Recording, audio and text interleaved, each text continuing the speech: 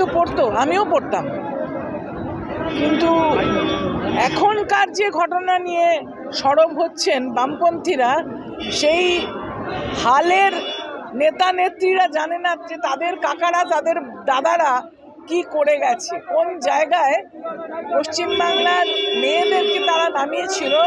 তাপসী মালিকের হত্যাকাণ্ড যেরকম সবাই জানে, কিন্তু আরজি করে ফরেন্সিকের প্রফেসর মেয়েদেরকে যাদের পরীক্ষা নিতেন, কোলে বসিয়ে পরীক্ষা নিতেন, এইসব ঘটনা বামপন ফ্রন্টের আমলে হয়েছে।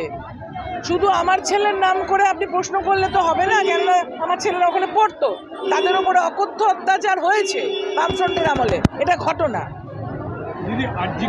তাদের সকলেরই শাস্তির দাবি আমরা জানাই।